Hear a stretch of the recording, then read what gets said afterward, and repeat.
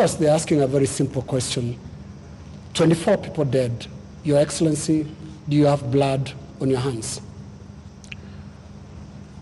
I have no blood on my hands. For the power of truth, this is the Glad Report. Habari marafiki, jina langu ni Ntalasha Mwansa, hii ni chaneli yangu, The Glad Report.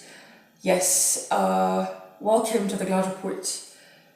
Today's episode is dedicated to the current happenings in Kenya following the introduction of the finance bill. There are so many punitive taxes in the finance bill. We are rejecting this finance bill. Just a brief economic snapshot. Kenya has a debt burden of $82 billion, which is about 66% of the GDP, which is well above the 55% recommendation of the World Bank and the International Monetary Fund. GDP growth rates for the past couple of years have been hovering at around 5% a year, and population growth rates have been about 2%. So in that aspect, it does seem reasonable on a macro level. On a micro level, the cost of living crisis looms. Job prospects for several are scant. On that premise, in 2022, President William Ruto, who has styled himself as the hustler, was voted into power on the premise that he would push for pro-poor policies. You know, he has told the story of how he once sold fried chicken to motorists, and really that sort of propaganda was really able to sell with the impoverished people of Kenya, of the lower income people of Kenya. In that regard, he said he was tasked with getting out of this debt gorge. So for me, looking at him as a leader, any requests for empathy, I just don't take on, and I really look at it as a faux pas. Why? Because he was vice president and he was fully aware of the debt crisis in the country. Anyway, so Kenya, as he came in, was already amidst an IMF review period, a 4-year review period, as the IMF granted Kenya a $3.6 billion loan deal in 2021. Yes, so they're on the 7th review, which happened in April, and they were supposed to receive $976 million. Emphasis on supposed to, because the IMF board did not sign that. Several things that they cited in that review was the fact that they said there were several deficits, particularly for the budget, and revenue for the government of Kenya was fairly low, and they asked them to increase revenue. And because acquiring more debt is not an option, a feasible option at the moment, really all they could do was either cut spending or increase taxes, and obviously President Ruto chose the latter as he proposed the finance bill on 9th May 2024. Coming here later this month, next month, on the 9th, for us to conclude the conversations so that we can move our country forward. So far, we have had a wonderful engagement and relationship.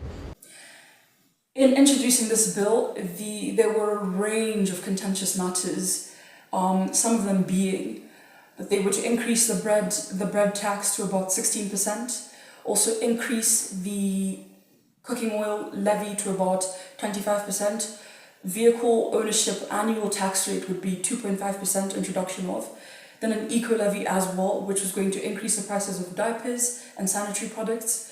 Also, a digital services tax was introduced, which is supposed to tax digital income earners 15%. Yes, and also monetary transactions via M-Pesa, for example, was supposed to be taxed as well. Yes, so very, very scary statistics, especially when you're on the lower end of the income spectrum, which is especially pronounced for the people who are 17% who are unemployed, who are employed informally. Yes, so it was taken to Parliament, a Finance Committee reviewed it, and they did go back, particularly in the eco-levy, for example. They did say that the tax wouldn't apply to domestic products like diapers and the likes. They would only apply to those brought from abroad. And protesters were able to see right through this. As you know, on 18th June, even when they were positing these remarks, they just didn't listen, and they continued to protest in the streets of Kenya. 35 of the 47 counties, not just Nairobi, but loads of others, Mombasa, Kisumu, Eldoret, a lot of them, not just not on an ethnic basis, but really pushing for this national agenda, this national purpose, this national unifying purpose, need I emphasize. So not similar to what Kenya typically experiences. Indeed. So protests, as we know, tear gas was fired in the streets. People were trying to be pushed back by the police. But then on 25th June, the peak of these protests was reached. This was when 204 parliamentarians voted yes to the second reading of the bill and 114 said no. And then the third reading was done quickly after. And in that, Kenyans were triggered. That was really the last straw that broke their backs. And they rushed and stormed into Parliament, setting ablaze part of Parliament, having parliamentarians exit the premises through underground tunnels, a very Mayday kind of situation. Protests have now inflamed further.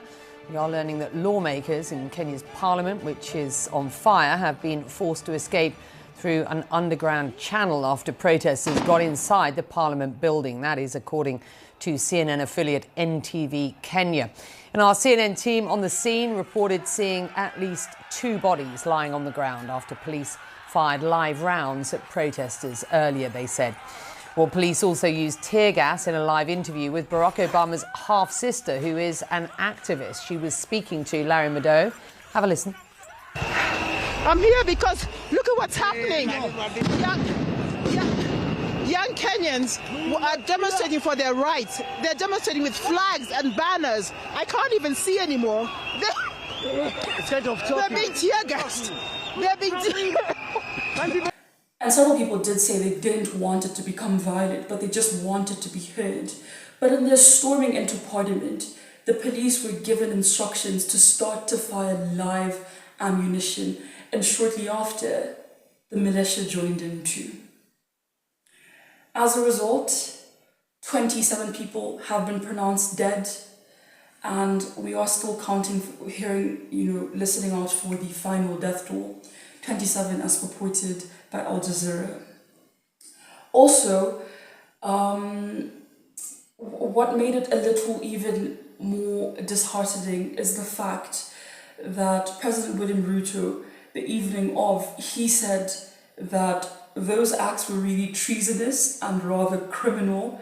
But again, seen from a historical viewpoint, it does seem like a repetition of history, in that even last year in July, following a similar tax bill where VAT was doubled, particularly on fuel, also 27 people were dead, and there were similar protests, that resulted in a similar public outcry. Yes, public hue and cry, indeed. Though, he came out that evening, the 25th of June, and making these remarks, very chin up and nose up. Less than 24 hours later, his nose did drop a little in him saying that, the Kenyan people have spoken on the afternoon of the 26th of June, making this public announcement on public platform with his parliamentarians seated right behind him, saying that, and indeed these are the people that even voted, presumably, yes, because these are people on his political party, saying that he would take it back because the people have spoken and the bill will not be passed. Having reflected on the continuing conversation around the content of the Finance Bill 2024 and listening keenly to the people of Kenya, who have said loudly that they want nothing to do with this Finance Bill 2024, I concede, and therefore I will not sign the 2024 Finance Bill, and it shall subsequently be withdrawn And I have agreed with these members that that becomes our collective position. Indeed, it is saddening because it's come at the cost of human lives and it could have been avoidable. But it's already happened, and I don't think we can expect an apology of sorts. But anyway, international community, particularly International Monetary Fund, is probably a little unhappy with the bill not being passed because they did implicitly endorse it by saying they wanted an increase in revenue, and really the manner that the Kenyan government saw was to implement this finance bill. So in that, it does put the Kenyan government in a precarious position because they haven't secured the $976 million yet, because the IMF board did not sign it. And then following these happenings, it's a lot of fire that the IMF has to quench if they're to come and help the situation.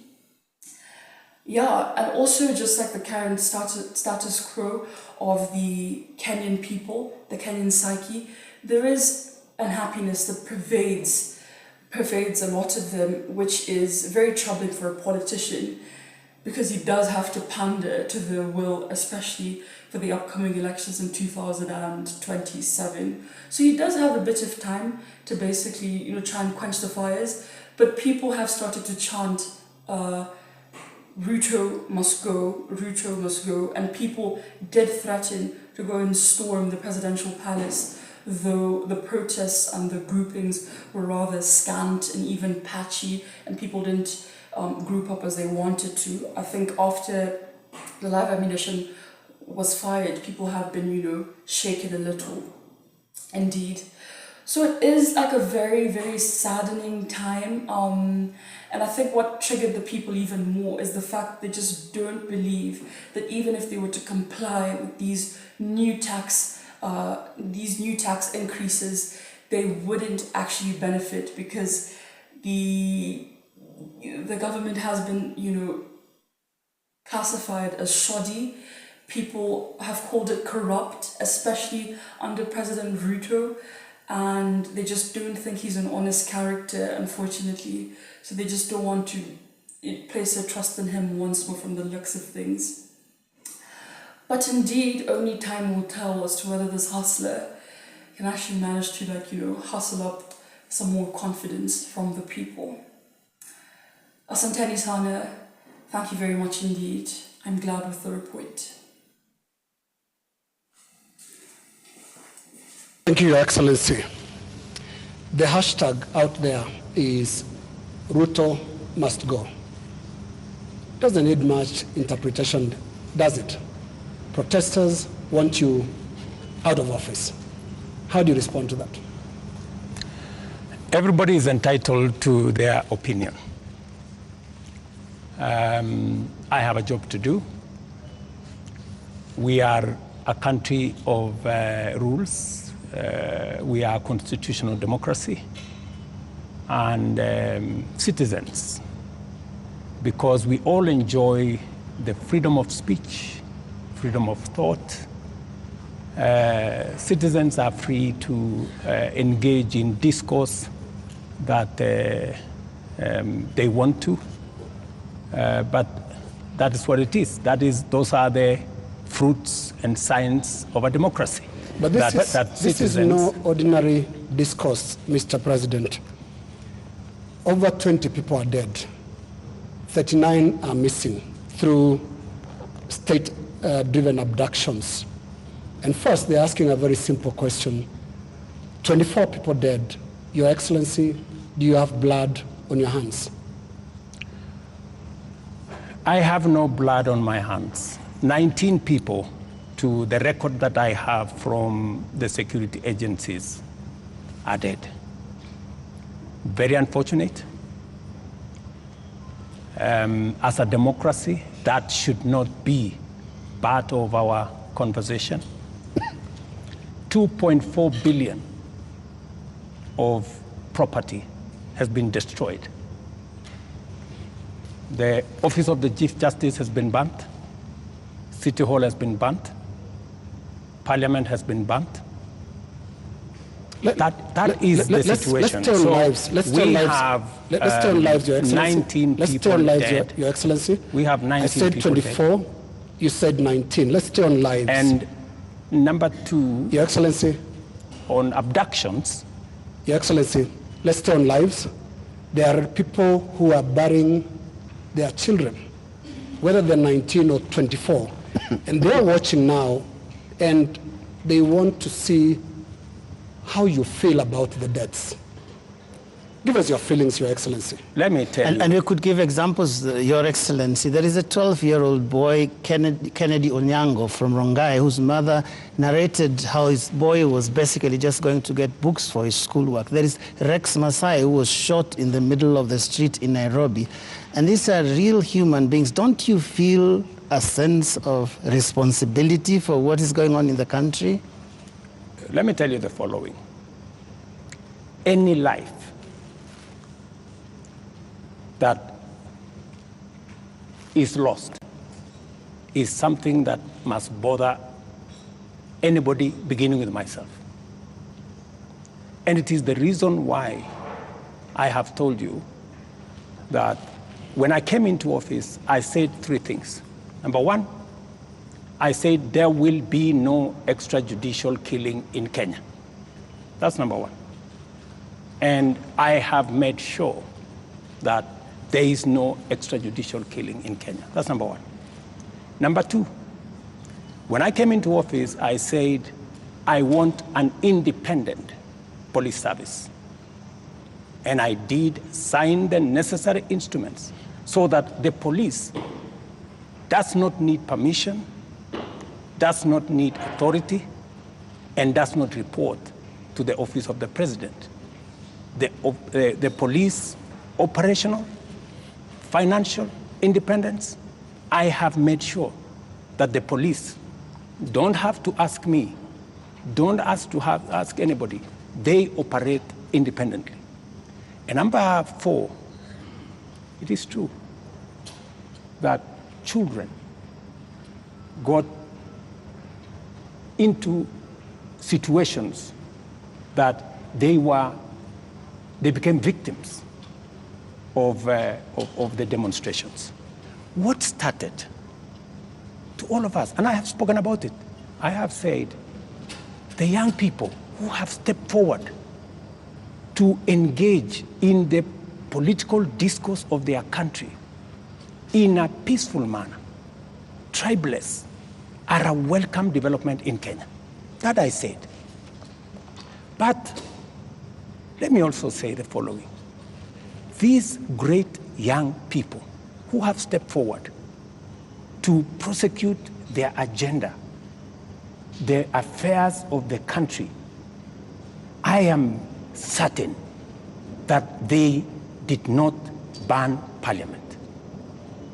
Criminals and other agents who took advantage of a legitimate concern of Kenyans stepped in, went and banned the Chief Justice's office, went and banned City Hall, went and banned Parliament, and destroyed property of innocent citizens. The parents, Mr. President. What are you telling them? These things are happening under your watch. I am telling under your watch. I am telling every parent. I have kids like they do. And I care when there are issues in town where criminals can take advantage of situations and create a situation where the police have to use rubber bullets, the police have to use live bullets in some cases, because that is what an independent police service has to do. And I am sure the police have a record and have an explanation for every incident that they were engaged in. And here is the incident. For the power of truth, this is the Glad Report.